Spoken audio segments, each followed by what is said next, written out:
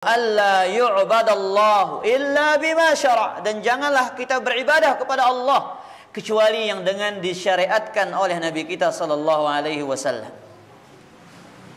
Maka dari sini kita mengetahui bahwasanya mana yang disyariatkan oleh Nabi kita sallallahu alaihi wasallam itulah yang disebut sebagai ibadah.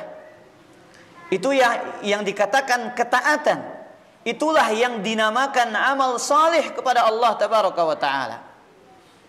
Adapun selain yang tidak disyariatkan oleh Nabi kita sallallahu alaihi wasallam dari perkara-perkara yang dianggap baik, dari perkara-perkara yang dinamakan dengan ketaatan, padahal tidak pernah ada contohnya, tidak ada petunjuknya, tidak ada dalilnya dari Rasulullah sallallahu alaihi wasallam, maka amalan tersebut bukanlah amalan yang disyariatkan di dalam agama Islam yang mulia ini.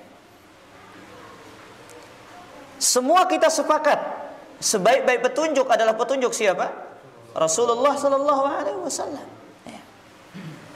Tidak ada orang yang tidak mengetahui bahwasanya petunjuk yang paling sempurna, petunjuk terbaik adalah petunjuk yang diajarkan, yang dicontohkan, yang disampaikan kepada para sahabatnya, yaitu petunjuk Rasulullah sallallahu alaihi wasallam.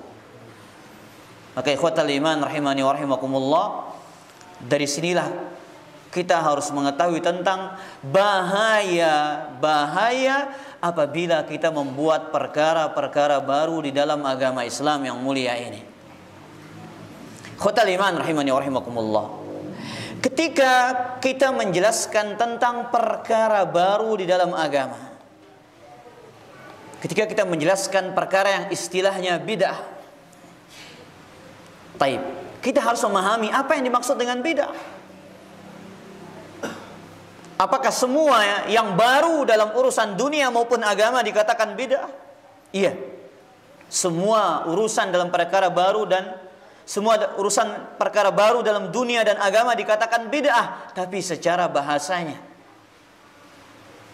Tetapi secara syariat, sebagaimana yang dikatakan oleh Syekhul Islam Ibnu Taimiyah rahimahullahu taala dalam kitab beliau Majmu'ul Fatawa, ma khalafa al-kitab was sunnata aw ijma' salafil ummati min al-i'tiqadat wal ibadat. Segala yang menyelisihi Al-Quran dan Sunnah, atau yang menyelisihi kesepakatan para salaf dalam perkara keyakinan dan dalam perkara ibadah, ini yang dikatakan bid'ah. Sesuatu yang menyelisihi Al-Quran dan Sunnah, yang menyelisihi kesepakatannya para salaf, para sahabat Rasul sallallahu alaihi wasallam, entah itu dalam perkara keyakinan, perkara akidah, ataupun perkara ibadah, maka dia termasuk dikatakan perkara baru di dalam agama Islam yang mulia ini. Makanya Syekh Al-Utsaimin rahimahullahu taala, beliau menyebutkan ucapan yang singkat untuk kita bisa faham dalam perkara bid'ah ini. Perkara yang singkat untuk kita bisa memahami apa arti bid'ah di dalam urusan agama, bukan urusan dunia. Ada kaidah-kaidah sekarang itu, kalau nggak ada contoh dari Nabi, berarti bid'ah. Yang nggak ada contohnya bid'ah. Dari mana Anda belajar kaidah itu? Apa semua yang nggak ada contoh itu bid'ah? Tidak. Nanti ada ukuran dalil. Ada dalil, ada contoh sempurna. Ada dalil, contoh sementara. Ada dalil, contohnya nggak ada. Ada dalil samar, jangankan contoh, dalilnya pun samar. Ada 4 kategori. Ya, sepanjang dalilnya ada, contoh nggak ada, nggak harus divonis bid'ah dulu. Sepanjang tidak dicontohkan, digali. Kenapa nggak ada contohnya, tapi dalilnya ada? Kan sering saya contohkan, makan daging dob nggak ada contohnya, zakat pakai beras nggak ada contohnya. Contoh dari Nabi, zakatnya pakai kurma, zakatnya pakai gandum. Berarti antum yang zakat pakai beras itu bid'ah semua. Ya, tidak, merumuskan ilmu itu nggak begitu. Ada kaidah-kaidahnya, ada dasarnya. Kalau belum dasar ini belum paham, jangan bicara. Itu yang berbahaya nantinya. Ya, jelas ya. Apalagi menafsir ilmu yang satu dengan ilmu yang lain, itu yang fatal. Ada tauhid, ada akhlak, ada fikih, ada tasawuf. Anda memandang fikih pakai tauhid yang nggak nyambung, nggak akan nyambung. Ya, apa hukumnya? Kemudian misal Apa hukumnya saya pengajian di Monas misalnya? Ya, mau pengajian di Monas tapi dinilai dengan hukum tauhid yang nggak nyambung. Tauhid itu hukumnya hukum akidah. Hukum akidah nggak bisa dipakai menafsirkan fikih. Akidah itu hitam putih.